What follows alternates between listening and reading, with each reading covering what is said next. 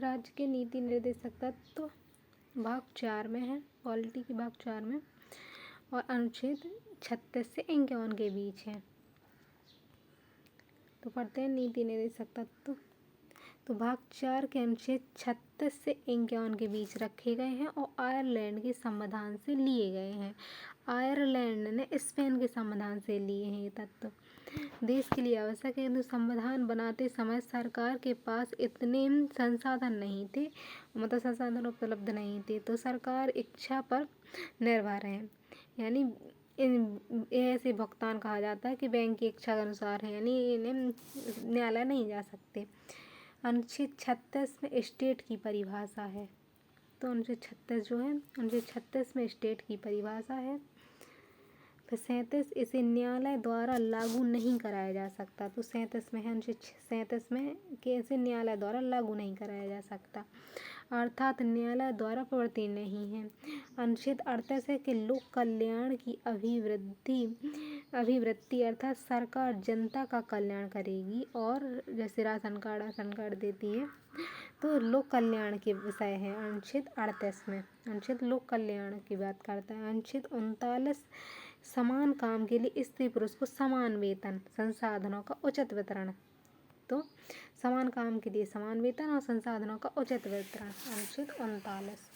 अनुच्छेद 39 के का जोड़ा गया, तो इसे अनुच्छेद निःशुल्क विधि कानून सहायता। तो 42वें संविधान संशोधन 1976, तो 42वें संविधान संशोधन में 39 जोड़ा था। अनुच्छेद 42वें संविधान संशोधन 1976 में जोड़ा गया था। 39 को कि निःशुल्क विधि सहायता होगी, और 39 में स्त्री पुरुष समान वेतन, 48 में लोक कल्याण। फिर 40 में है ग्राम पंचायत, 41 में कुछ दशाओं में सरकारी सहायता। तो इसी में जैसे काम है शिक्षा प्राप्त कराना, वृद्धा पेंशन, विधवा पेंशन, विकलांगों को साइकिल आदि उपलब्ध कराना, तो सरकार मतलब सहायता देना है। अनुच्छेद 41 में सहायता, 40 में ग्राम पंचायत है। 42 में न्याय संगत कार्य की मनोदशा देनी, प्रसूति सहायता, गर्भवती महिलाओं द्वारा कठोर शारीरिक श्रम न कराया जाए, तो इन्हें यहाँ प्रसूति सहायता दिलाना है अनुच्छेद 42 में। और 41 में है पेंशन, विधवा पेंशन, विकलांग। तो 41 में कुछ दशाओं में सरकारी सहायता, और तो यहाँ न्यायिक कार्यों की मनुचित दशा। 43 में है निर्वाह योग्य मजदूरी, के जितने निर्वाह कर सको उतनी मजदूरी मिलनी चाहिए, और जिससे परिवार चलाया जा सके, कुटिल उद्योगों में शामिल किया जाए। तो अनुच्छेद 43 है। तो 41, 42 और 43 ये हैं कि 41 में क्या है, कुछ दशाओं में सरकारी सहायता, 42 में जो है न्याय के लिए है, मनोचित दशा में सहायता, माँ से मनोचित दशा में सहायता, और इसमें कुछ दशा में सरकारी सहायता। 43 में है निर्वाह योग्य मजदूरी। अब 43 का जोड़ा गया, तो इसे में है उद्योग प्रबंधनों में कामगारों की भागीदारी। तो कामगारों उद्योगों में कामगारों की भागीदारी हो, इसके लिए 43 अनुच्छेद 43 जोड़ा गया। यहाँ निःशुल्क विधि सहायता थी 39 में, 39 का जोड़ा गया था, यहाँ 43 में भी का जोड़ा गया है। फिर 44 समान सिविल संहिता, यानी विवाह तलाक के लिए शर्तें समान हो, तो समान सिविल संहिता अनुच्छेद 44 में है। अपराध कानून में दंड सहायता, चुनाव के कानून को आचार संहिता कहते हैं। अनुच्छेद 45, तो 45 में 6 वर्ष से कम आयु के बच्चों के स्वास्थ्य का ध्यान रखना है, 6 वर्ष से 14 वर्ष के बच्चों के निःशुल्क शिक्षा देना। तो शिक्षा और स्वास्थ्य के बारे में है, स्वास्थ्य में और शिक्षा, तो शिक्षा वाला तो अब इसमें भी है, और अनुच्छेद 21A में जोड़ दिया गया है। तो 45 में 6 वर्ष से आयु के बच्चों के लिए, और 44 समान सिविल संहिता। 46 का है, अनुच्छेद 46 SC ST OBC के लिए आरक्षण, तो अनुच्छेद 46 आरक्षण की बात करता है।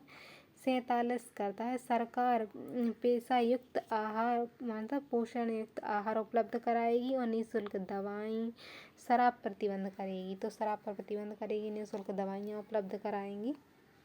ये सरकार के काम बताए गए हैं।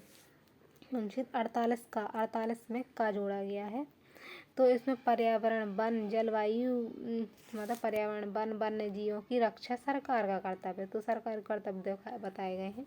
इसी में कृषि, पशुपालन तो 42वें संविधान संशोधन से जोड़े गए हैं। तो 42वें संविधान संशोधन 1976 से जोड़े गए हैं सारे का वाले। फिर 39 में है राष्ट्रीय, 49 में है राष्ट्रीय स्मारकों की रक्षा करना सरकार का कर्तव्य है। तो राष्ट्रीय स्मारक की रक्षा 49 में है। 48 के काम है पर्यावरण और वन्य जीवों की सुरक्षा है। 50 में कार्यपालिका से न्यायपालिका को अलग करना। तो कार्यपालिका से न्यायपालिका को अलग करना है। फिर 51 में अंतर्राष्ट्रीय शांति को बढ़ावा देना। अंतर्राष्ट्रीय विवादों को मध्यस्थता द्वारा सुलझा देना इसी अनुच्छेद के तहत है। तो अंतर्राष्ट्रीय शांति को बढ़ावा देना, अंतर्राष्ट्रीय विवादों को मध्यस्थता को सुलझा देना।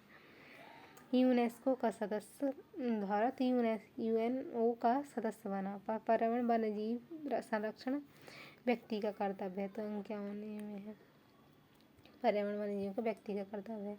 और 51 में है अंतर्राष्ट्रीय शांति की बात भी कही गई है। नीति निर्देशक तत्वों का वर्गीकरण है, जैसे कि गांधीवादी है।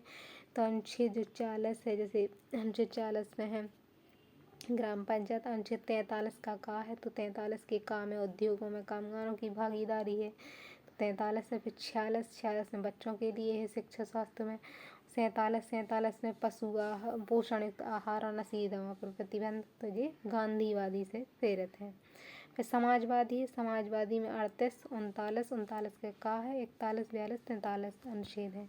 तो 38 सबसे पहले जो अनुच्छेद 38 है, तो इसमें लोक कल्याण है। तो समाजवाद से प्रेरित है लोक कल्याण। फिर 39 है, तो 39 में निःशुल्क विधि समान काम के लिए समान वेतन, पहले लोक कल्याण है।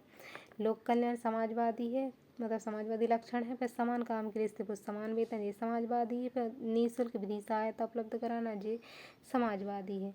फिर 41, 42 और 43 यानी कुछ दशाओं में सरकारी सहायता, न्यायोचित कार्य की अनुचित दशा यानी प्रसूति सहायता और निर्वाह योग्य मजदूरी, ये सामाजिक हैं। तो 41, 42, 43 है और 38 को ए बी, 38 ए बी और 39 ये समाजवादी है।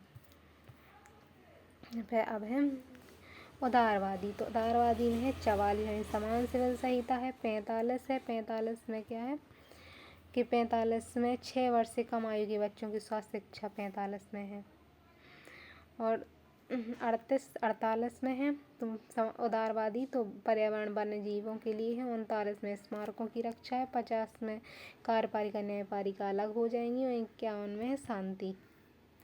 तो ये उदारवादी लक्षण है। तो मिनर्वा मिल मुकदमे में तो उसमें न्यायालय ने कहा सरकार नीति निर्देशक तत्व मूल अधिकार दोनों पर ध्यान दे। मूल अधिकारों पर और नीति निर्देशक तत्व दोनों पर ध्यान दे, अधिकार दोनों दे अर्थात संतुलन बनाए रखे। न्यायालय ने कहा कि नीति निर्देशक तत्व का एक लक्षण है और न्यायालय ने कहा है कि नीति निर्देशक तत्व एक लक्षण है और लक्ष्य है और लक्ष्य पहुंचने का साधन मूल अधिकार है। तो मूल अधिकार नीति निर्देशक तत्वों में अंतर है। तो मूल अधिकार जो लिए गए हैं वो यूएसए से लिए गए हैं, ये आयरलैंड से लिए गए। भाग 3 में है, भाग 4 में है नैसर्गिक अधिकार यानी जन्म से ही मिल जाते हैं, नैसर्गिक नहीं है, मतलब सरकार जब देगी तभी लागू होंगे। इसे न्यायालय द्वारा लागू कराया जा सकता है यानी बाध्य योग है, ये बाध्य योग नहीं। सरकार की शक्तियों का अधिकार घटा देते हैं यानी ऋणात्मक है सरकार के लिए। तो ये सरकार के अधिकार को बढ़ा देते हैं, सरकार को बताते हैं कि कैसे काम करना है। तो धनात्मक है सरकार के लिए। इसके पीछे कानून नीति मान्यता है, इसके पीछे राजनीतिक मान्यता है। ये निलंबित हो सकते हैं या आपातकाल में निलंबित हो जाते हैं। ये निलंबित रहते पहले ही से है जब तक लागू ना किया जाए। ये व्यक्ति की भलाई के लिए, समाज की भलाई के लिए है। अब आते हैं कर्तव्य।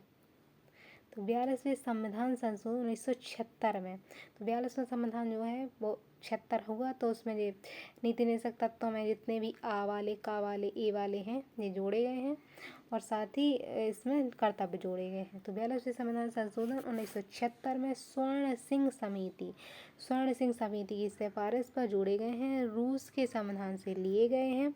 तो रूस के संविधान से लिए गए हैं और स्वर्ण सिंह समिति की सिफारिश पर जोड़े गए हैं। तो 42 रूस लिए हैं, स्वर्ण सिंह समिति से जोड़े गए हैं और इसे ना मानने का कोई दंड प्रावधान नहीं है। तो भाग 4 के का में जोड़े गए हैं, 51 का के तहत जोड़ दिए गए हैं। संविधान में मूल कर्तव्य नहीं थे, मतलब मूल संविधान जो था उसमें पहले कर्तव्य नहीं थे, लेकिन 42 संविधान संशोधन 1976 में 10 कर्तव्य जोड़ गए। फिर 86वां संविधान संशोधन द्वारा एक और कर्तव्य जोड़ दिया गया, तो अब 11 हो गए हैं। तो 86वें संविधान संशोधन से लास्ट एक और जोड़ दिया गया और 76 से तो जोड़ ही गए थे 10। तो इस तरह के संविधान का पालन, पहला है संविधान का पालन करना, उसके आदर्श संस्थाओं जैसे सुप्रीम कोर्ट, हाई कोर्ट, राष्ट्रीय ध्वज, प्रतीकों और राष्ट्रीय गान का सम्मान करना, ये कर्तव्य है। तो संवैधानिक संस्थाओं का जो ऐसे ये है, राष्ट्रीय ध्वज, प्रतीक, इनका सम्मान करना। राष्ट्रीय आंदोलन को प्रेरित करने वाले आदर्शों का पालन करना, तो आंदोलन को प्रेरित करने वाले जो आदर्श हैं उसको सम्मान करना। देश की संप्रभुता की रक्षा करना, अखंडता को बनाए रखना, संप्रभुता, एकता, अखंडता को बनाए रखना, ये वाला है। तीसरा फिर देश की, चौथा है देश की रक्षा करना, राष्ट्र की सेवा करना, रक्षा और राष्ट्र की सेवा। देश के लोगों में नम्रता यानी मेल मिलाप, भाईचारा बनाए रखना, तो भाईचारे की बात है 5 में। फिर है 6वां देश की समृद्धि, गौरवपूर्ण समृद्धि की रक्षा करना, तो देश की जो समृद्धि है उसकी गौरवपूर्ण समृद्धि की रक्षा करना। फिर वैज्ञानिक दृष्टिकोण अपनाना, 7वां है वैज्ञानिक दृष्टिकोण अपनाना। पर्यावरण, वन और वन्य जीवों की रक्षा करना, तो पर्यावरण वन है और वन्य जीव हैं, तो पर्यावरण, वन और वन्य जीवों की रक्षा करना। सार्वजनिक संपत्ति की रक्षा करना, पर्यावरण, वन और वन्य जीवों की रक्षा करना, सार्वजनिक संपत्ति की रक्षा करना। व्यक्तिगत और सामूहिक भलाई के लिए तैयार रहना, तो सार्वजनिक संपत्ति की रक्षा करना 9वां है। वन्य पर्यावरण जीवों का 8वां है। वैज्ञानिक दृष्टिकोण 7वां है। देश की गौरवपूर्ण समृद्धि रखना 6वां। नम्रता, मेल मिलाप, भाईचारा 5वां है। देश की रक्षा 4था है। देश की संप्रभुता 3रा है। राष्ट्रीय आंदोलन प्रेरित करना 2रा और संविधान के राष्ट्रीय ध्वज, प्रतीकों का सम्मान करना 1 है। तो 10वां था व्यक्तिगत सामूहिक भलाई तैयार रखना। फिर 11वां है 6 से 14 वर्ष के बच्चों को अभिभावकों का कर्तव्य है कि वह प्राथमिक शिक्षा उपलब्ध कराएं। तो 86वीं संविधान संशोधन जो 2 था उसमें जोड़ा गया 21 का के द्वारा 6 से 14 वर्ष के बच्चों को प्राथमिक शिक्षा उपलब्ध कराना जी 21 के ए में जोड़ दिया गया, 21 का में जोड़ दिया गया है। और कर्तव्य जोड़ा गया है। तो इसमें क्या है कि मूल अधिकार के 21 का में 6 से 14 वर्ष के बच्चों को शिक्षा जोड़ दी गई है। मूल अधिकार 51 के जो का है, तो 86वीं संविधान संशोधन जो हुआ था उसमें मूल अधिकार में जोड़ दिया गया इसको, और इसको कर्तव्य में भी जोड़ दिया गया 51 के का में। शोषण से कमजोर वर्ग की रक्षा करना हमारा मूल कर्तव्य नहीं है। शोषण जो है, शोषण में कमजोर वर्गों की रक्षा करना मूल कर्तव्य में मतलब नहीं है। अब है भाग 5 है यूनियन संघ। तो भाग 5 में है, इसमें राष्ट्रपति के बारे में है। तो इसकी ट्रिक है जी याद करने की, पकानी कोका द्विदशम, पा से राष्ट्रपति का पद, का से कार्यपालिका, ना से निर्वाचन। तो 52 में राष्ट्रपति का पद है, 53 में कार्यपालिका है, 54 में निर्वाचन है। को से कोटा, राष्ट्रपति का कोटा है। का से कार्यकाल है, तो यहाँ कार्यपालिका प्रधान होता था, ये 56 में है कार्यकाल, 55 में है कोटा, 57 में है द्विदशा में दू से है दोबारा निर्वाचन हो सकते हैं। 57 में है दोबारा निर्वाचन हो सकते हैं। 58 में है योग्यता, यो में यो से है योग्यता, 58 में है योग्यता। 49 में है दशा और 60 में है शपथ, अनुच्छेद 60 है तो इसमें 60 है, तो अनुच्छेद 60 में है यहाँ शपथ होगी राष्ट्रपति। 61 में है महाभियोग, इस तरह से है। तो 52 में है जो शुरुआत होती है 52 से राष्ट्रपति का पद है। राष्ट्रपति देश का औपचारिक या नामात्र प्रधान होगा, अनुच्छेद 52 में। राष्ट्रपति का पद, अनुच्छेद 52 में राष्ट्रपति का पद। अनुच्छेद 53 में कार्यपालिका का औपचारिक प्रधान राष्ट्रपति होगा। राष्ट्रपति हस्ताक्षर के बाद कोई काम होगा और इसका प्रधान पीएम होगा। वास्तविक प्रधान पीएम होगा। तो कार्यपालिका का प्रधान है, तो कार्यपालिका का प्रधान है अनुच्छेद 43 में है। राष्ट्रपति का पद 42 में है, अनुच्छेद 52 में है और ये 53 में है। कार्यपालिका का प्रधान औपचारिक प्रधान होगा। चौवन राष्ट्रपति का निर्वाचन एकल संक्रिय पद्धति गुप्त मतदान से होता है। तो राष्ट्रपति का निर्वाचन 54 में, अनुच्छेद 54 में राष्ट्रपति का पद है। तो राष्ट्रपति का पद है 52 में, 53 में उसका कार्यपालिका वास्तविक औपचारिक प्रधान होगा। 54 में राष्ट्रपति का निर्वाचन किस तरह से होगा। अनुपातिक पद्धति का मतलब है चुनाव में खड़े सभी उम्मीदवार बारीता में वोट देंगे। एकल संक्रमित यानी कम मत पाए उम्मीदवार जो होता है वोट लेकर और उम्मीदवार को जोड़े। तो प्रथम गणना, द्वितीय गणना इस तरह से होती है। तो द्वितीय गणना जो है बीबी गिरी के निर्वाचन के समय मतगणना हुई थी।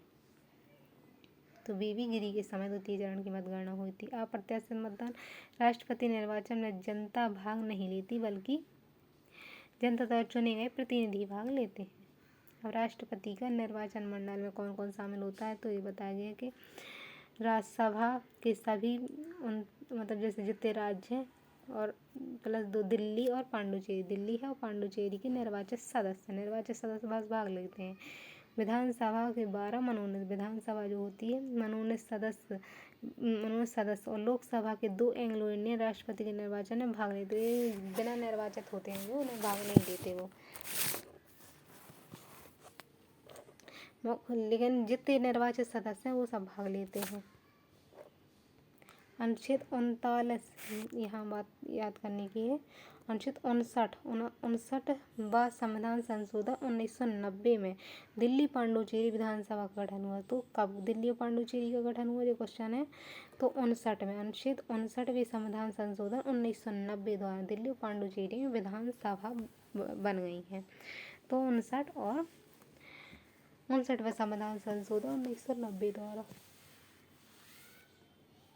70वां संविधान संशोधन 1990 द्वारा राष्ट्रपति निर्वाचन मंडल ने दिल्ली और पांडुचेरी के राष्ट्रपति को शामिल कर लिए। तो विधानसभा के गठित 59 में हुआ, 59वें संविधान संशोधन में, और 70वें संविधान संशोधन उन्होंने राष्ट्रपति के निर्वाचन में शामिल कर लिया गया। इस तरह होता है इनका राष्ट्रपति का निर्वाचन। तो लोकसभा में 545, राज्यसभा के 243 सदस्य, विधानसभा है तो इसमें विधान सभा है और इसमें भाग नहीं लेते क्योंकि पूरे राज्य में विधान परिषद होती है तो उसके सदस्य भाग नहीं लेते क्योंकि सभी जगह नहीं है। फिर इस तरह एमएलए के वोट है।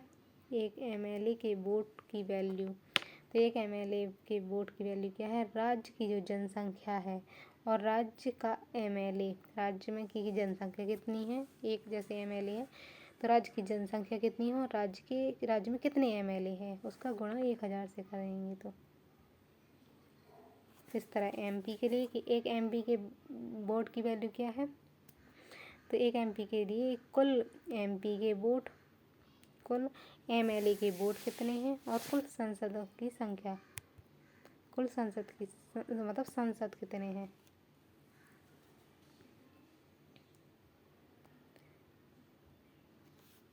राष्ट्रपति की जमानत राशि, तो राष्ट्रपति चुनाव लड़ने के लिए 15,000 रुपये जमानत राशि के रूप में आरबीआई के पास रखने होते। 1/6 भाग से अगर कम वोट मिलते हैं तो जमानत राशि जब्त हो जाती है। तो 1/6 भाग मिलने चाहिए वोट, नहीं से जमानत जब्त हो जाती है। अनुच्छेद 55 है अब, तो इसमें राष्ट्रपति का कोटा है। अनुच्छेद 55 में राष्ट्रपति का कोटा यानी कुल कितने वोट से जीतेगा, तो कुल वोट और कुल प्रत्याशी कितने हैं, कुल वोट कुल प्रत्याशी प्लस 1 होते हैं, बस 1। अनुच्छेद 56 में है राष्ट्रपति के कार्यकाल के बारे में बताया गया है।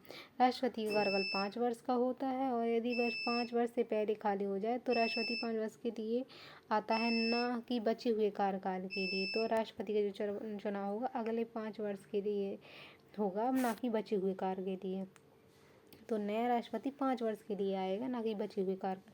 अमेरिका में राष्ट्रपति चुनाव 4 वर्ष में हो जाता है, अब डोनाल्ड ट्रंप है जैसे। अनुच्छेद 57 में एक ही राष्ट्रपति द्वारा निर्वाचित हो एक ही राष्ट्रपति मतलब दोबारा निर्वाचित हो सकता है। तो अनुच्छेद 57 में है कि एक राष्ट्रपति दोबारा निर्वाचित हो सकता है।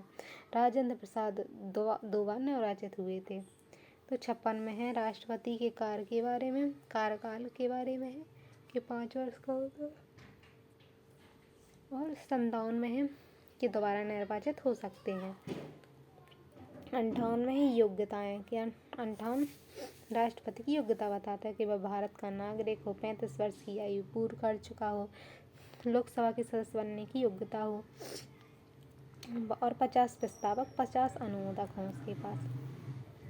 अनुच्छेद 59 में शर्तें हैं राष्ट्रपति के बनने के लिए शर्तें हैं। तो यहाँ योग्यताएं थी, अब शर्तें हैं 59 में। तो 58 में योग्यता, 59 में शर्तें। तो पागल दिवालिया ना हो, लाभ के पद पर ना हो, संसदीय विधानमंडल में से किसी का भी सदस्य ना हो। यदि कोई व्यक्ति सदस्य राष्ट्रपति निर्वाचित हो गया तो शपथ लेने से पूर्व अपने सदन की सदस्यता त्यागनी पड़ती है। राष्ट्रपति अगर निर्वाचित हो गया कोई यदि मंत्री तो उसे अपनी सदस्यता त्यागनी पड़ती है जो मंत्री था। सरकारी नौकरी लाभ के पद कहलाते हैं, तो सरकारी नौकरी नहीं होनी चाहिए। संसद मंत्री विधान लाभ के पद नहीं है, जो मंत्री बनना ये लाभ के पद नहीं है। विधानसभा का सदस्य लाभ के पद नहीं है, जनता के सेवक है। अनुच्छेद 60 राष्ट्रपति की शपथ दिलाने के लिए सर्वोच्च न्यायालय के न्यायाधीश रहते हैं। इसकी अनुपस्थिति में सुप्रीम कोर्ट के 30 न्यायाधीशों के में से वरिष्ठ न्यायाधीश शपथ दिलाएंगे। फिर न्यायिक शक्ति अनुच्छेद 72 में है। राष्ट्रपति की जो न्याय की करने की शक्ति है वो अनुच्छेद 72 में है। राष्ट्रपति की क्षमा शक्ति है। तो अनुच्छेद 72 में है, राष्ट्रपति क्षमा शक्ति है कहा जाता है। क्षमा करने अथवा पूर्व जो गृह मंत्रालय होता है उसकी सलाह पर लेते हैं, वो क्षमा करने की शक्ति न्यायिक शक्ति है। और 5 प्रकार की सजा माफ़ कर सकते हैं, जैसे क्षमा, लघुकरण, प्रतिहार, विराम, प्रतिलोमन। क्षमा यानी राष्ट्रपति सजा को पूरी तरह से माफ़ कर देते हैं क्षमा में। लघुकरण में क्या होता है, सजा की प्रकृति को बदल देते हैं, समय नहीं घटाते। तो इस तरह है। तो राष्ट्रपति की क्षमा में है कि सजा पूरी तरह माफ़ कर देते हैं। लघुकरण में क्या है, राष्ट्रपति प्रकृति को बदलते हैं किंतु समय नहीं बदलते। लघुकरण है लेकिन प्रकृति को बदलते हैं, समय को नहीं बदलते। जैसे फांसी की सजा को कारावास में बदल सकते हैं, तो प्रकृति बदल दी है। और सजा प्रतिहार, इसमें राष्ट्रपति प्रतिहार में समय घटा देते हैं, प्रकृति नहीं बदलते। इसमें प्रतिहार में तो समय घटाते हैं, लघुकरण में प्रकृति बदलते हैं। 10 साल है तो 5 साल कर देंगे। फांसी की सजा पर नहीं हो सकता लेकिन प्रतिहार तो समय घटा देते हैं। विराम, कैदी की स्वास्थ्य उचित नहीं है तो सजा राष्ट्रपति कुछ समय के लिए रोक देते हैं, तो विराम लगा देते हैं कुछ समय के लिए। प्रतिलंबन, राष्ट्रपति जब फांसी की सजा कुछ समय के लिए रोक लगाते हैं तो उसे प्रतिलंबन कहते हैं।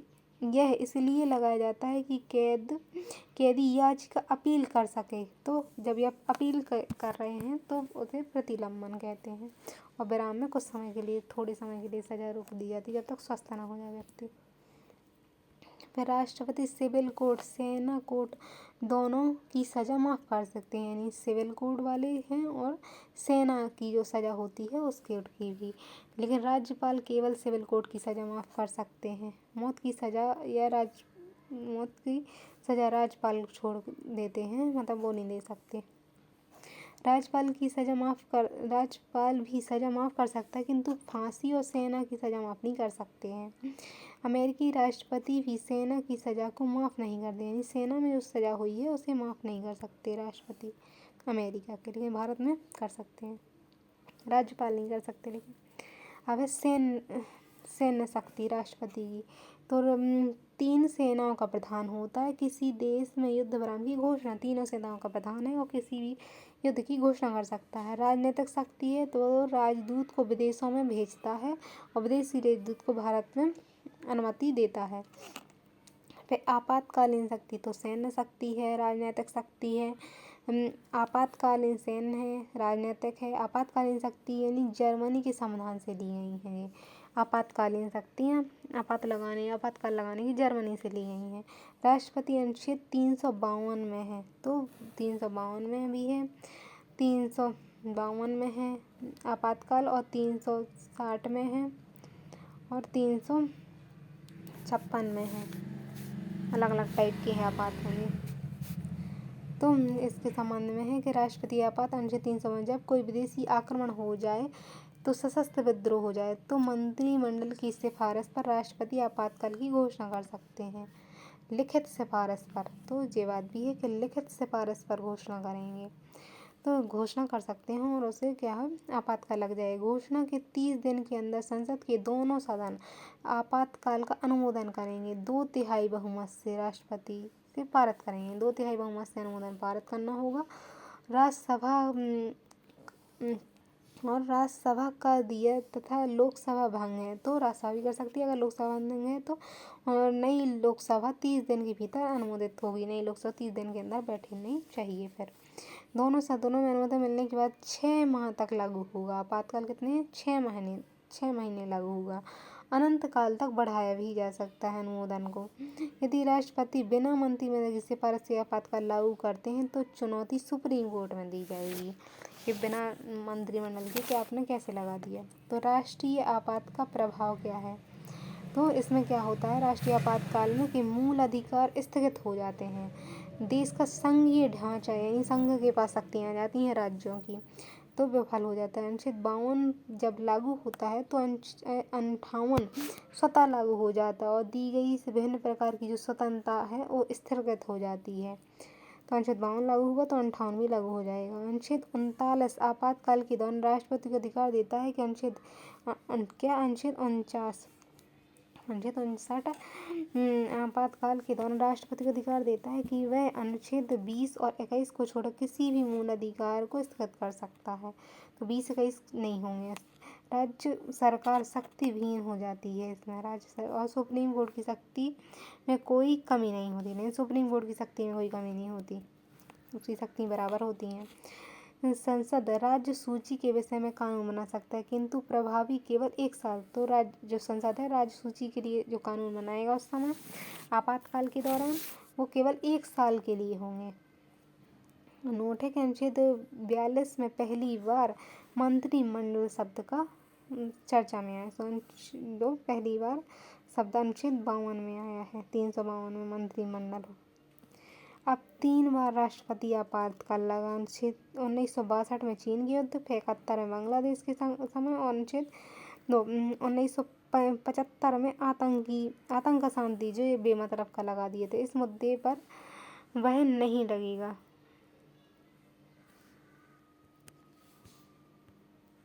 आंतरिक शांति वाला है तो अब उसको सशस्त्र विद्रोह कर दिया गया जी, हटा दिया। लोकसभा कार्यकाल 1 वर्ष के लिए बढ़ाया जा सकता है। अगर आपातकाल लग जाए मुसीबत आ जाए तो 1 साल कार्यकाल बढ़ाया जाएगा। राष्ट्रीय आपातकाल और राष्ट्रपति शासन, ये तब राष्ट्रपति का शासन कब लगेगा तो अनुच्छेद 355 में कहा गया है कि प्रत्येक संविधान के अनुरूप शासन करेगी सरकार। यदि संवैधानिक ढांचा अगर विफल हो जाए तो संघ के अनुसार अगर सरकार बना हो तो अगर संवैधानिक ढांचा विफल हो जाए, अनुच्छेद 355 में कहा गया है प्रत्येक सरकार संविधान के अनुसार काम न करे तो राष्ट्रपति शासन लगेगा। राजकीय आपात या राष्ट्रपति शासन कहेंगे।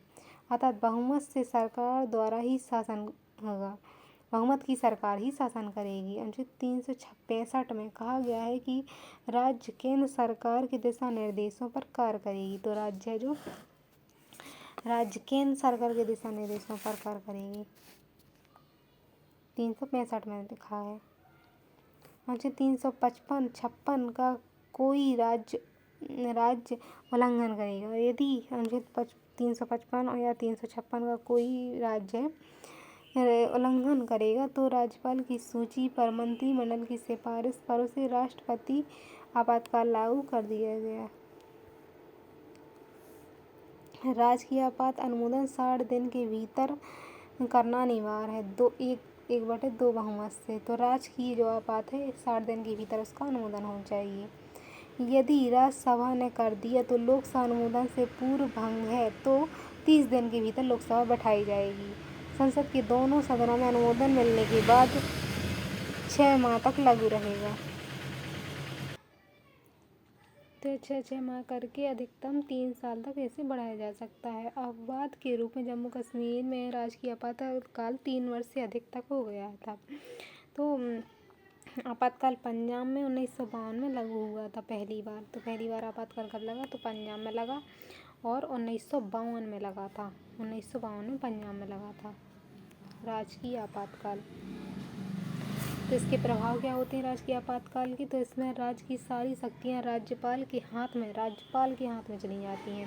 मुख्यमंत्री की शक्ति विहीन हो जाता है और राज्य की विधायी शक्तियाँ संसद के पास से, जो विधि बनाने की शक्तियाँ वो संसद के पास चली जाती हैं। राज्य का बजट भी शक्तियाँ संसद के पास और बजट संसद के पास हो जाता है। राज्यपाल के हाथ में शक्तियाँ होती हैं, मुख्यमंत्री शक्ति विहीन हो जाता है। राजकीय आपातकाल के दौरान हाई कोर्ट के कार्य प्रभावित नहीं होते। जैसे आपातकाल लगता है तो सुप्रीम कोर्ट के भी प्रभाव नहीं होता। फिर वित्तीय आपातकाल अनुच्छेद 60 में है, तो यूएसए के संविधान से लिया है वित्तीय आपातकाल। बाकी आपातकाल गए जर्मनी से लिए गए हैं। वित्तीय आपात यूएसए के संविधान से लिया गया है और वित्तीय स्थिति काफ़ी खराब है तब लग जाता है। मंत्रिमंडल की सलाह पर राष्ट्रपति लगाते हैं। 60 दिन के अंदर अनुमोदन करना अनिवार्य है। राज्यसभा में अनुमोदन कर दिया तो लोकसभा भंग है तो 30 दिन के भीतर गठित होगी और फिर अनुमोदन करेगी। एक बार अनुमोदन मिलने के बाद संसद नहीं हटती तो यह नहीं हटता है। एक बार अनुमोदन मिल जाए और जब तक संसद नहीं हटाती है तो यह नहीं हटता है। तो ऐसा नहीं कि 6 महीने बाद हट जाएगा, तो संसद हटाएगी तब हटेगा। यह अभी तक लागू नहीं हुआ है। देश में राष्ट्रपति के वेतन को छोड़कर सभी कर्मचारी के वेतन काट दिए जाते हैं। इसमें सरकारी खर्च में कटौती, खर्च कम हो जाता है और टैक्स बढ़ा दिया जाता है, टैक्स ज़्यादा वसूलने लगते हैं। तो राष्ट्रीय आपातकाल जो है अनुच्छेद 352 में है, राष्ट्रीय आपात अनुच्छेद 356 में है, वित्तीय आपातकाल 360 में है। तो राष्ट्रीय वाला है 352 में, राजकीय 56 में और वित्त वाला 60 में। तो ये कौन कौन से कब? तो 30 दिनों के अंदर अनुमोदन की आवश्यकता है राष्ट्रीय आपातकाल को। इसमें 60 दिन के अंदर अनुमोदन, इसमें वित्तीय आपात में भी 60 दिन के अंदर अनुमोदन। नई लोकसभा 30 दिन तीनों में गठित होगी तब अनुमोदन करेगी।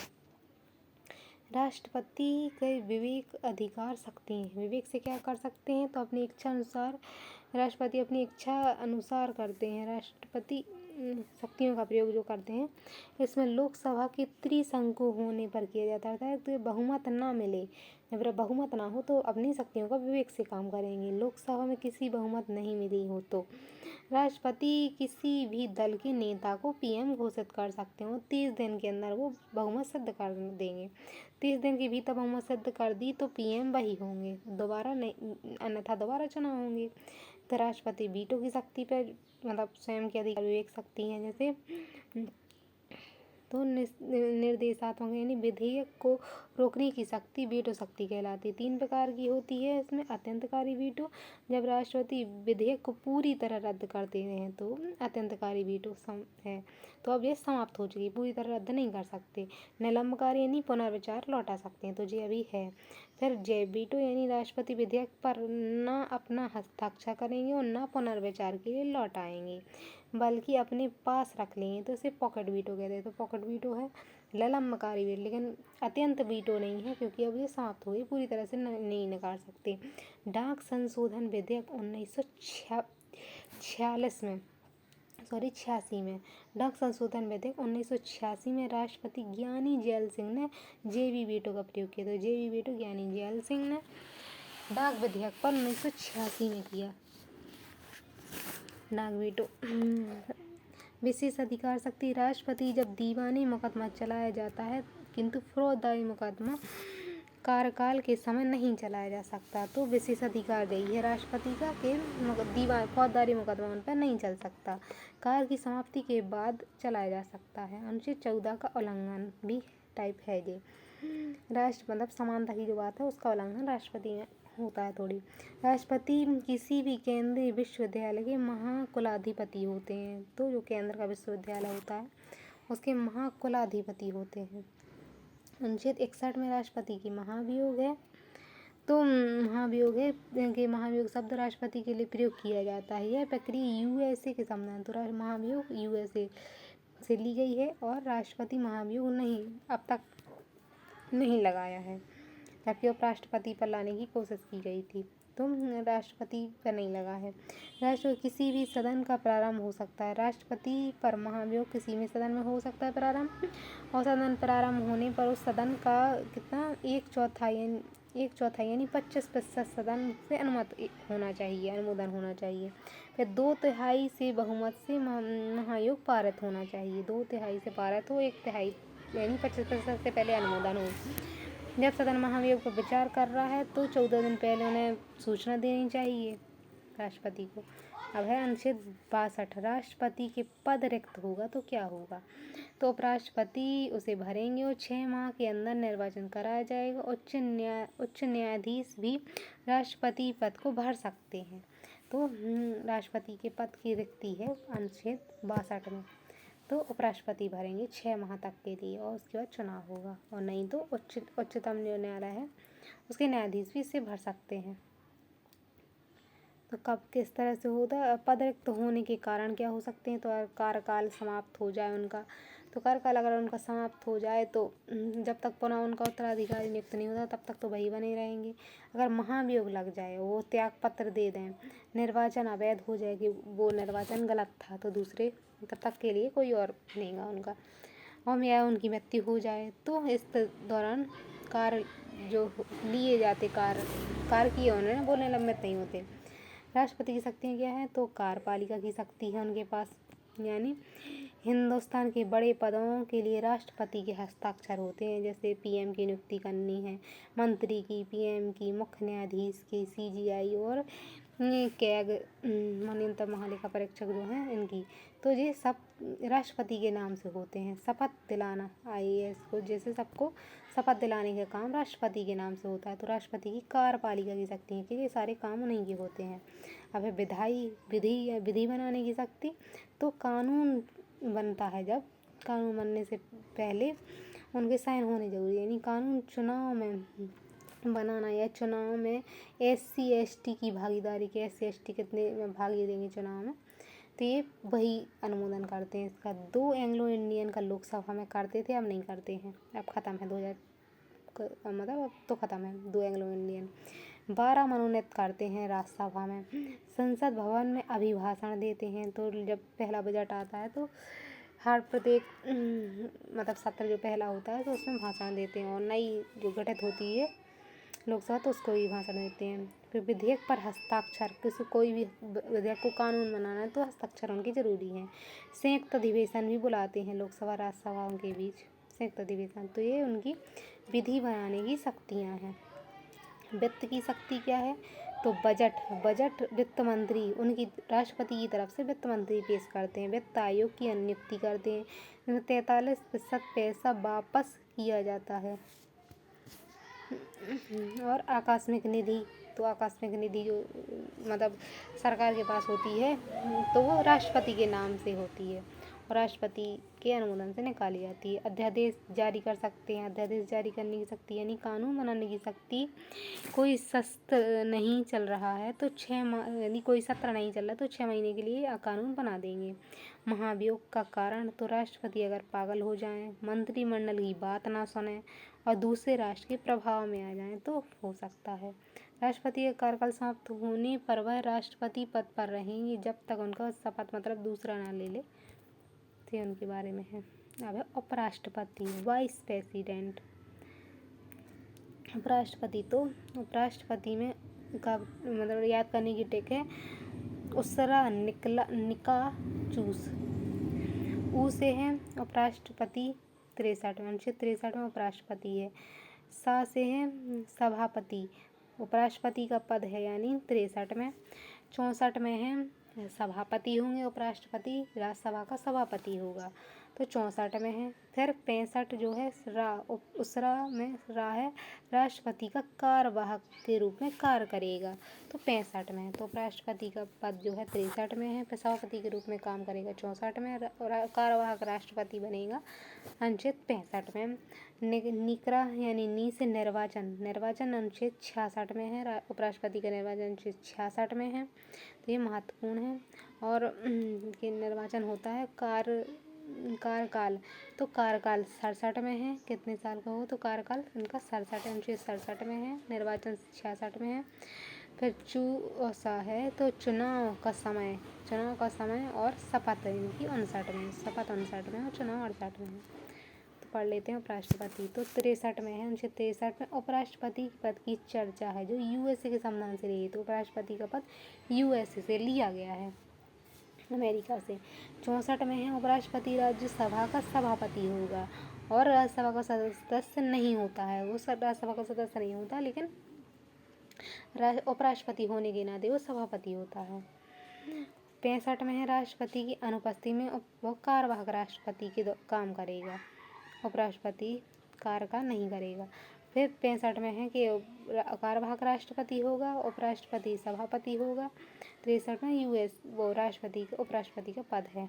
66 में है, उपराष्ट्रपति के निर्वाचन की चर्चा एकल संक्रमण, मतलब किस तरह से निर्वाचन होगा, निर्वाचन की चर्चा है तो एकल संक्रमण पद्धति द्वारा होगा। दोनों सदनों के सभी सदस्य भाग लेते हैं, इसमें मनोनीत भी सदस्य भाग लेते हैं।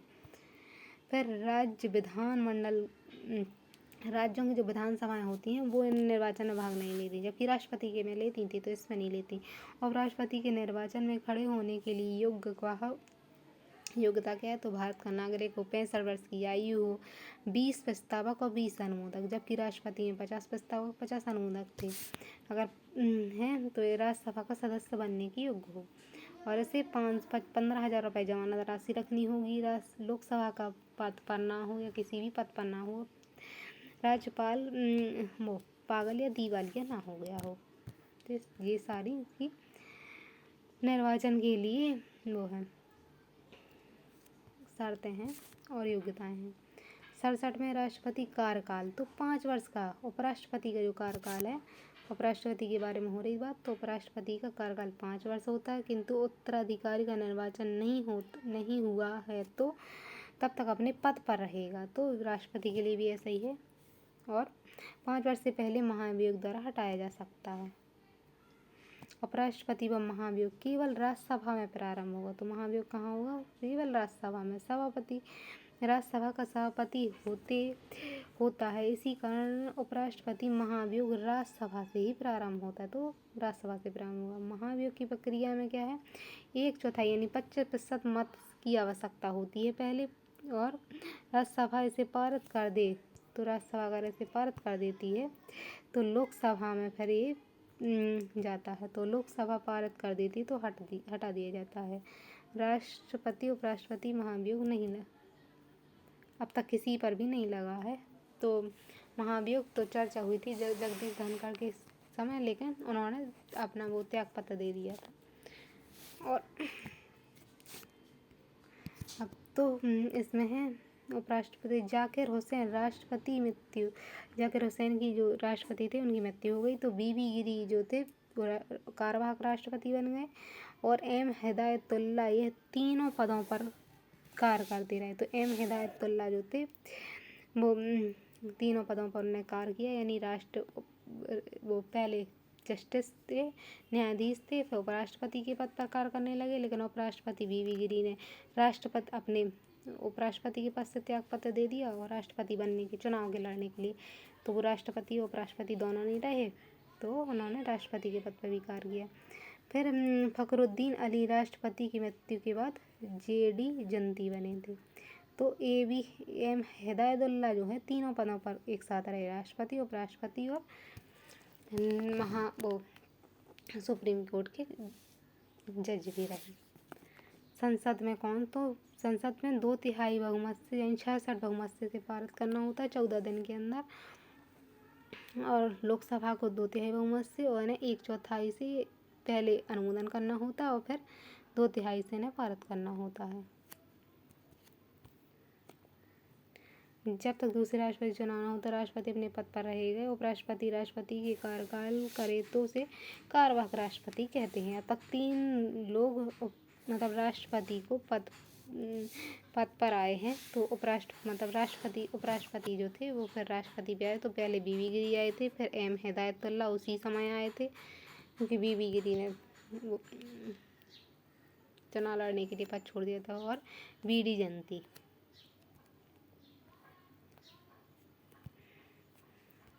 अनुच्छेद 68 में उपराष्ट्रपति के चुनाव को अनुच्छेद 68 में क्या है, तो राष्ट्रपति के चुनाव को यथाशीघ्र करने की चर्चा, अर्थात इससे निश्चित समय नहीं दिया गया है। उपराष्ट्रपति का पद यथाशीघ्र करने की चर्चा है।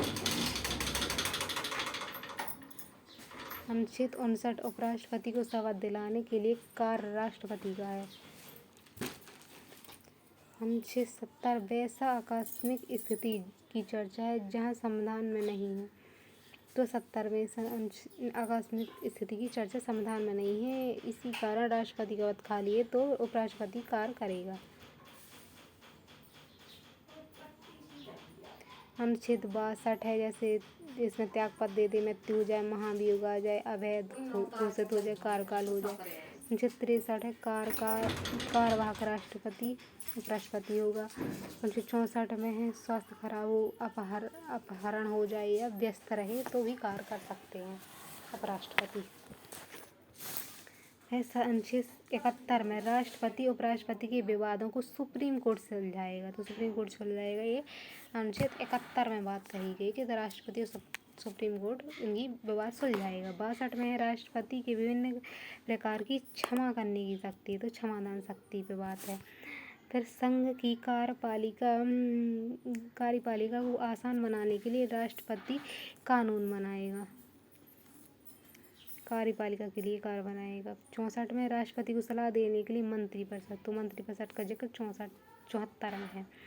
इसमें पीएम होगा, मंत्रिपरिषद प्रधानमंत्री होगा। 65 में है, मंत्री के बारे में अन्य उपबंध है, तो मंत्रियों की नियुक्ति पीएम की सलाह पर राष्ट्रपति करेंगे। अनुच्छेद 2 1861 ईस्वी में भारत में लॉर्ड कैनिंग ने विभागीय प्रणाली पोर्टफोलियो लागू किया और भारत में विभिन्न कार्य अलग अलग विभागों को बांट दिए। तो 61 में किया था उन्होंने, ये कार्य के अलग अलग कार्य विभागों को बांटे थे। तो ये लॉर्ड कैनिंग ने किया था 1861 में। 1861 अधिनियम जब आया था तो विभागों को कार्य सौंपे थे। तो मंत्रिपरिषद किस तरह हुई? 4 प्रकार के मंत्री होते हैं, कैबिनेट, राज्य मंत्री स्वतंत्र प्रभार, उपमंत्री। तो सबसे बड़ी मंत्री होते हैं, विभाग को चलाते हैं। फिर प्रत्येक विभाग के अंदर राज्य के मंत्री होते हैं, यानी कैबिनेट मंत्री की सहायता करते हैं। तो स्वतंत्र प्रभार वाले, जैसे जिस विभाग का कैबिनेट मंत्री किसी कारण से अनुपस्थित है तो राज्य वो सब भाग लेगा। उपमंत्री सबसे छोटे स्तर के मंत्री होते हैं, किसी विभाग को दूसरे विभाग के कैबिनेट मंत्री को सौंपा दिया जाता है तो उसे अतिरिक्त प्रभार कहते हैं। मंत्रिमंडल का आकार लोकसभा में 15% से अधिक नहीं होना चाहिए, तो 15% से यह लोकसभा मंत्रिमंडल जो है ज़्यादा ना हो। केवल उच्च श्रेणी के मंत्री ही भाग लेते हैं मंत्रिमंडल में, जो होता है इसमें मंत्रिपरिषद अलग है तो उसमें ज़्यादा मंत्री होते हैं, लेकिन मंत्रिमंडल में केवल बहुत कम मंत्री होते हैं। प्रयोग 15% से ज़्यादा ना हो, इस तरह है मंत्रिपरिषद जो है। फिर मंत्रिमंडल का सर्वप्रथम प्रयोग अनुच्छेद 52 में है, 352 में मंत्रिमंडल। फिर प्राइम मिनिस्टर मंत्रिमंडल मंत्रिपरिषद दोनों का अध्यक्ष होता है, यानी पीएम जो होता है, मंत्रिमंडल और मंत्रिपरिषद दोनों का प्रधान होता है। सुपर कैबिनेट अर्थशास्त्री के संस्थान आयोग को सुपर कैबिनेट कहा गया है। सभी मंत्रालयों में किचन कैबिनेट प्रधानमंत्री के सगे संबंधी होते हैं, उन्हें किचन कैबिनेट कहा जाता है। तो इस तरह से काउंसिल ऑफ मिनिस्टर होती हैं और ग्रुप ऑफ मिनिस्टर होते हैं। तो इस वाले जो होते हैं कैबिनेट मंत्री आते हैं, पर राज्य मंत्री स्वतंत्र प्रभार और उपमंत्री, इसमें सिर्फ कैबिनेट मंत्री आते हैं। और कैबिनेट मंत्री अगर ना हो तो स्वतंत्र प्रभार लोग भाग ले लेते हैं। मंत्रिपरिषद के विभागों का विवरण पीएम की इच्छा के अनुसार होता है। विभाग बांटे जाते हैं पीएम की इच्छा से। ये लोकसभा के प्रति उत्तरदायी होते हैं। तो किसके प्रति? लोकसभा के प्रति उत्तरदायी होते हैं। जिस कारण मंत्री किसी भी सदन का हो सकता है, मतलब किसी भी सदन से कोई व्यक्ति, मतलब किसी भी सदन वाला व्यक्ति लोकसभा, मतलब वो मंत्री बन सकता है, लोकसभा में बैठ सकता है, किंतु मतदान नहीं कर सकता। कि मतदान अपने सदन में ही करेगा। मंत्री नियुक्ति राष्ट्रपति के प्रति उत्तरदायी होती है। मंत्री जो है व्यक्तिगत रूप से राष्ट्रपति के प्रति उत्तरदायी है। मंत्रिपरिषद का अध्यक्ष पीएम होता है। पीएम की मृत्यु हो जाने पर सब मंत्रिपरिषद भंग हो जाती है या पुनः गठित करना पड़ता है। लोकसभा भंग नहीं होती है। पीएम की मृत्यु से लोकसभा भंग नहीं होती, मंत्रिपरिषद भंग होती है। और दोबारा चुनाव नहीं किया जाता इसमें। दोबारा चुनाव तभी होगा जब बहुमत ना हो, यानी 273 सीटों से कम हो जाए। योजना आयोग यानी नीति आयोग सभी विषयों को सलाह देते हैं, इसीलिए सुपर कैबिनेट कहते हैं। तो योजना आयोग की जगह नीति आयोग आ गया। बहुमत सिद्ध करने के लिए गठबंधन भी किया जाता है। तो बीजेपी के नेतृत्व में बनाए गए गठबंधन नेशनल डेमोक्रेटिक एलियंस यानी राष्ट्रीय जनतांत्रिक गठबंधन एनडीए है। एनडीए से इंडिया हो गया है।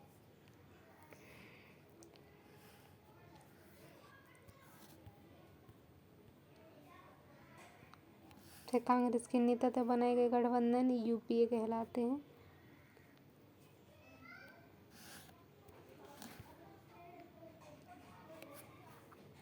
प्रधानमंत्री की शक्ति क्या है? तो योजना आयोग यानी नीति आयोग जो है, अब उसका प्रधान होता है। और विकास परिषद, राष्ट्रीय एकता परिषद, विकास परिषद जो होती है राष्ट्रीय एकता परिषद होती है।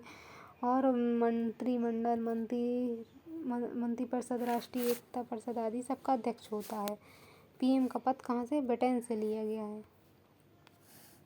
पीएम और सीएजी महान्यायवादी मंत्री इत्यादि नियुक्ति संबंधी सिफारिशें राष्ट्रपति को भेजते हैं। तो राष्ट्रपति को सबकी नियुक्ति का संबंध सिफारिश भेजते हैं। मोर्ले नामक विद्वान ने पीएम को समकक्षों में प्रधान कहा है। म्यूर नामक विद्वान ने राज्य रूपी जहाज का रेटिंग हील मंत्रिमंडल को कहा है। बिना संसद सदस्य बने कोई व्यक्ति 6 माह तक पीएम हो सकता है और 6 माह के भीतर उसे सदस्यता लेनी होती है। तो संसद नहीं है तब भी पीएम हो सकता है। उप प्रधानमंत्री, तो इसके बारे में संविधान में कोई चर्चा नहीं है और राजनीतिक उद्देश्य से बनता है। जब पीएम देश से बाहर रहते हैं तो उप प्रधानमंत्री देश पर नियंत्रण करता है। उप प्रधानमंत्री नहीं बनते हैं, गृह मंत्री देश का नियंत्रण करता है। जब नहीं बनते हैं तो गृह मंत्री करता है। अब तक 7 उप प्रधानमंत्री बने हैं। जैसे पटेल पहले ही में बने थे, फिर मोरारजी देसाई बन गए, चौधरी चरण सिंह, जगजीवन राम, बीबी चौहान, देवीलाल, लाल कृष्ण आडवाणी जी। तो इस तरह से जो बने हैं उप प्रधानमंत्री। महान्यायवादी सबसे पहले तो सरदार पटेल बने थे। महान्यायवादी क्या है? इनकी चर्चा अनुच्छेद महान्यायवादी इनकी चर्चा अनुच्छेद 76 में है। महान्यायवादी की चर्चा अनुच्छेद 76 में है। केंद्र सरकार का प्रथम विधि अधिकारी सलाहकार होते हैं। सरकार का जो है सलाहकार अधिकारी होता है ये।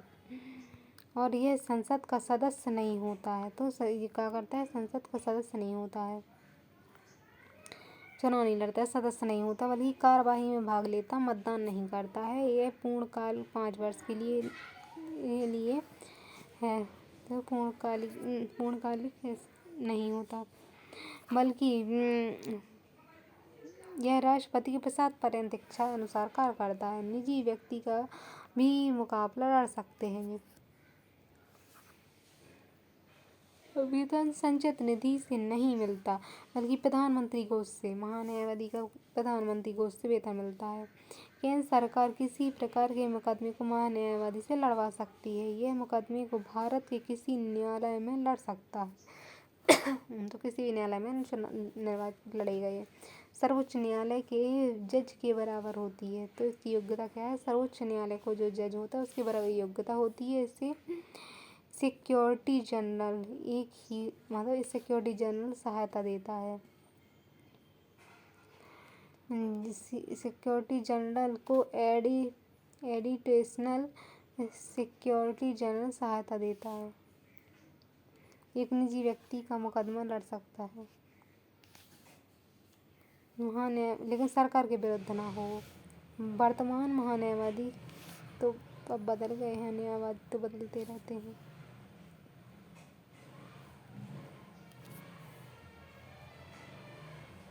हर राज्य में एक एडवोकेट जनरल होता है जो सरकार के मुकदमे लड़ता है।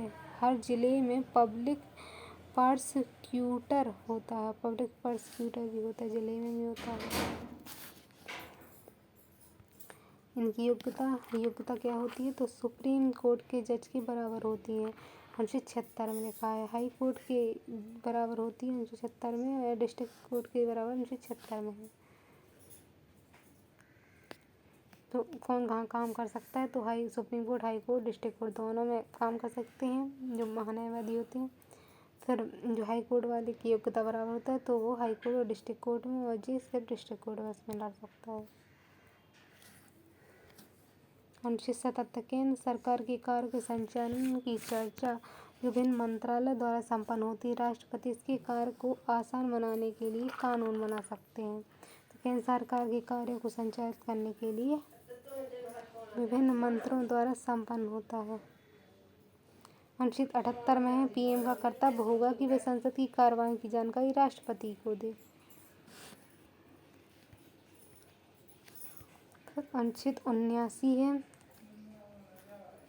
अनुच्छेद 79 में संसद भवन का निर्माण एडविन लुटियन बेकवर्ड ने, तो संसद का निर्माण किसने? एडविन लुटियन बेकवर्ड ने किया। और पार्लियामेंट शब्द फ्रांस से लिया गया है। पार्लियामेंट शब्द फ्रांस से लिया गया है। जब कि संसद की जननी यूके से संसद की प्रक्रिया ली गई है, मतलब संसद की चीज़ें, लेकिन पार्लियामेंट शब्द फ्रांस से आया है।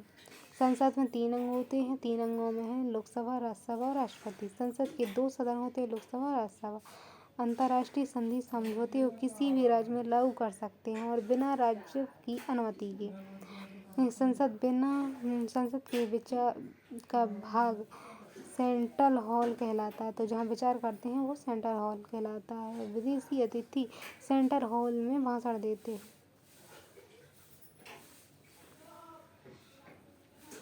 संविधान का निर्माण सेंट्रल हॉल में बैठकर ही हुआ था। तो पुरानी संसद के बारे में, अब तो नई बन गई है। इसमें 1000 आदमी की बैठ सकते हैं, तो 1000 आदमी बैठ सकते हैं, लेकिन नई संसद में अब ज़्यादा लोग बैठ सकते हैं। लोकसभा होती है, राज्यसभा होती है, बीच में सेंट्रल हॉल होता है, लेकिन अब ऐसा नहीं है। नई बन गई है तो लोकसभा में ही सब बैठते के बात होती है। अनुच्छेद 1927 में बनना शुरू हुआ।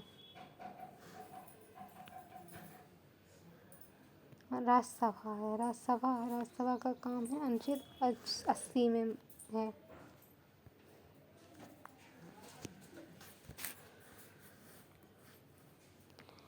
तो है, इसका विघटन नहीं होता है, और जिस कारण इसे स्थायी उच्च सदन कहते हैं। यूएसए में सेंट्रल और गवर्नमेंट हाउस एक्ट लिमिटेड कहा जाता है।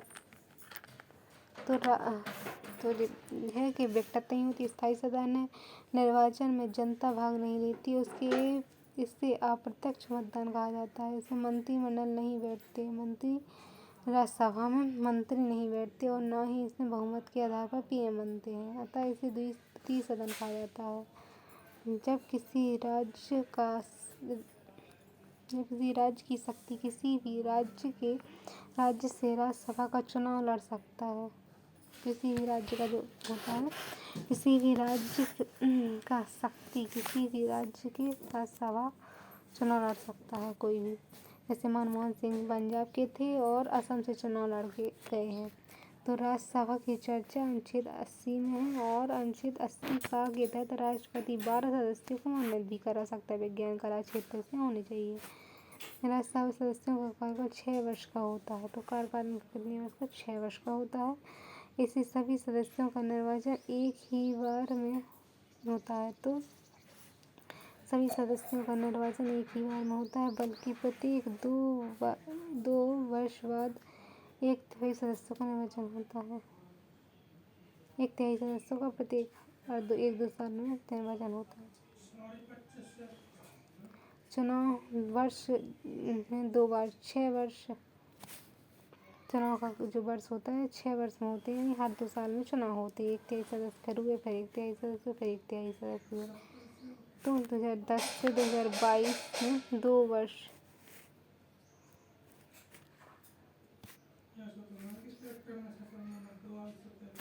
अगर राज्य में अधिकतम 250 सदस्य हैं तो 250 सदस्य हैं। इसमें राज्यसभा में अधिकतम 250 सदस्य होते हैं। पीओके का पर पाकिस्तान के कब्जे के कारण वर्तमान में 245 है। तो राज्य में अधिकतम 250 सदस्य हैं, वर्तमान में 245 है। राज्यसभा में निर्वाचित सदस्यों की संख्या 245 है। राज्यसभा का सदस्य बनने की योग्यता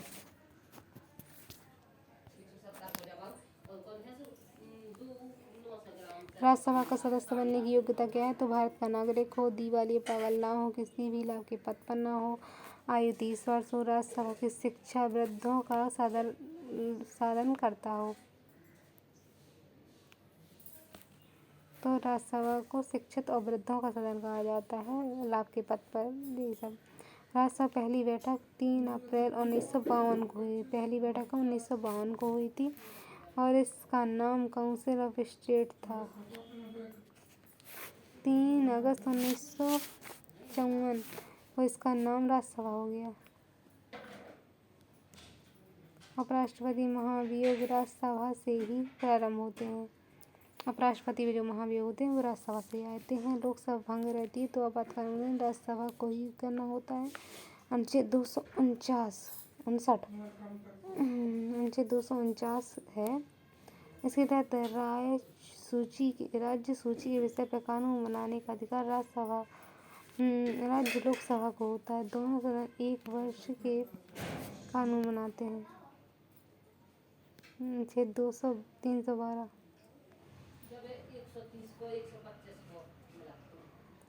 312 में इस तरह नई अखिल भारतीय सेवा के सृजन के लिए अनुच्छेद 312 में नई भारतीय सेवा है और राज्यपाल लोकसभा को दे सकती है। तो राज्य अधिकार दे सकती है लोकसभा को।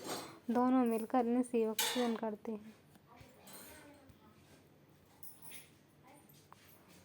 राज्यसभा की कमजोर बजट लोकसभा में प्रस्तुत होता है और राज्यसभा 14 दिन तक अधिक नहीं रोक सकती। मंत्रिपरिषद सभा के प्रति उत्तरदायी होता है, तो राज्यसभा के प्रति उत्तरदायी नहीं होते हैं कि यदि विधेयक पर विवाद हो जाए तो संयुक्त अधिवेशन लोकसभा जीत जाती है।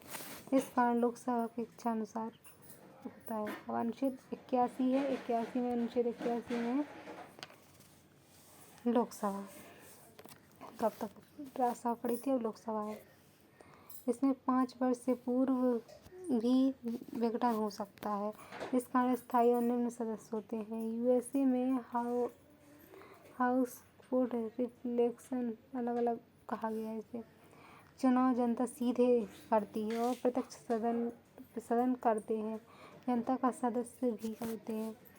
लोकसभा का नागरिक किसी भी राज्य में लोकसभा का चुनाव लड़ सकता है। एक ही व्यक्ति लोकसभा में चुनाव लड़ सकता है और दोनों जीत सकता है, सीटों से त्यागपत्र दे सकता है। नरेंद्र मोदी बड़ोदरा को त्यागपत्र देकर बनारस से जीत जाते हैं।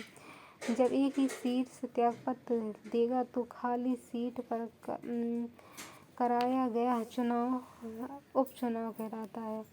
इससे बचे हुए कार्यकाल के लिए लोकसभा का सदस्य बनने के लिए योग्यता हो। लोकसभा की योग्यता हो गया है। भारत का नागरिक हो, पागल दिवालिया ना हो, लाभ के पद पर ना हो, 25 वर्ष की आयु पूर्ण हो। लोकसभा में युवाओं का सदन कहते हैं।